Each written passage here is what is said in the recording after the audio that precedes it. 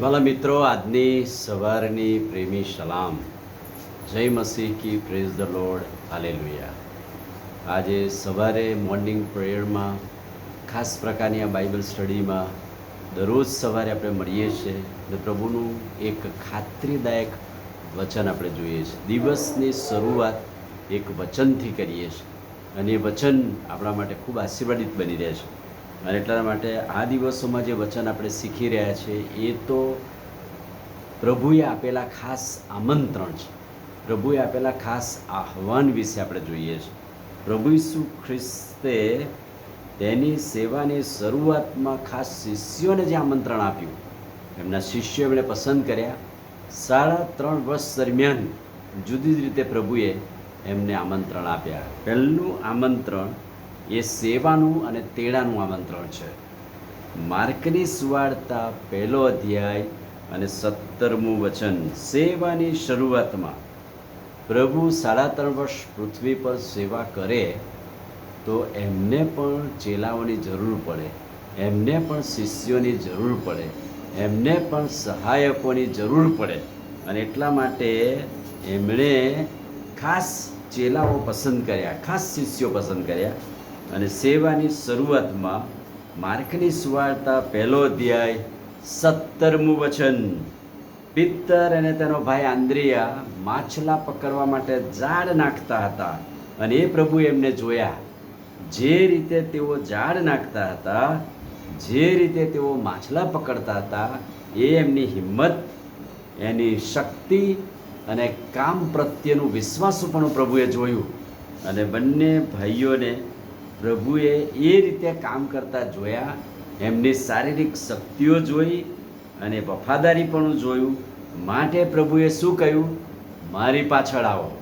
અને એવા એક ગુરુએ આમંત્રણ આપ્યું તેના શિષ્યોને. અને પ્રથમ આ 2 શિષ્યોને આમંત્રણ આપ્યું એ તો સેવાનું આમંત્રણ છે. પ્રભુ શું કહે છે? મેં તમારું વફાદારીપણું, વિશ્વાસુપણું, મહેનત, કામ કરવાની ધગશ જોઈ અને એટલા માટે દેવના રાજ્યની સુવાર્તા પ્રગટ કરવા માટે મારે પણ આવા મજબૂત શિષ્યો કે માણસોની જરૂર છે.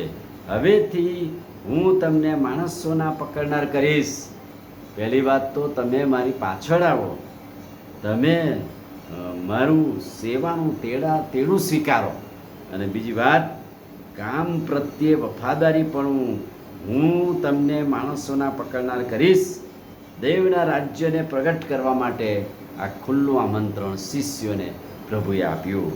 આ આમંત્રણ તાત્કાલિક અને વ્યક્તિગત આમંત્રણ છે. તરત જ જાળો મૂકી દો ને આવો મારી પાછળ. અને બંને ભાઈઓને વ્યક્તિગત તેડું આપ્યું. જોકે ત્યાર પછી પ્રભુએ 12 ચેલાઓને પસંદ કર્યા. પણ પ્રથમ તો પિત્તર અને તેના ભાઈ આંદ્રિયાને પ્રભુએ પસંદ કર્યા અને આમંત્રણ એમને આપ્યું. ત્યારે પ્રભુ જીવનનો હેતુ ફેરવી શકે છે. પ્રભુ લોકોને પકડવા એટલે કે દેવના રાજ્યમાં આત્મા જીતવા માટેમાં પસંદ કરે છે, તેડે છે. આમંત્રણ સ્વીકારી શિષ્યો પણ તરત ઝાડ છોડી તેની પાછળ ગયા. શિષ્યપણાનો તાત્કાલિક સ્વભાવ દેખાડે છે. 3 વાતો આ આમંત્રણમાં સમાયેલી છે. પહેલી વાત, પ્રભુનું ખુલ્લું આમંત્રણ, મારી પાછળ આવો. દરરોજ પ્રભુ એના લોકોને, શિષ્યોને, તમને, મને દરરોજના જીવનમાં પ્રભુ એને અનુસરવાનું આમંત્રણ આપે છે. મારી પાછળ આવો, હું કહું છું એમ કરો, મારી પાછળ ચાલો, એટલે મારી આજ્ઞાઓ પાળો, મારા ચેલાઓ બનો, મારા શિષ્ય બનો, મારી પાછળ આવો. અને ત્યાર પછી પ્રભુ શું કહે છે? મારી પાછળ આવવાથી હું તમારું પરિવર્તન કરીશ, હું તમને માણસોના પકડનાર કરીશ. દેવના રાજ્યની વૃદ્ધિને માટે, સુવાર્તાને માટે હું તમને પસંદ કરીશ, હું તમને સાચા શિષ્યો બનાવીશ. અને ત્રીજી વાત, પ્રભુ તાત્કાલિક કાર્યવાહી પણ ઈચ્છે છે, તાત્કાલિક પરિણામ પણ ઈચ્છે છે. અને શિષ્યોએ કર્યું. શું કર્યું?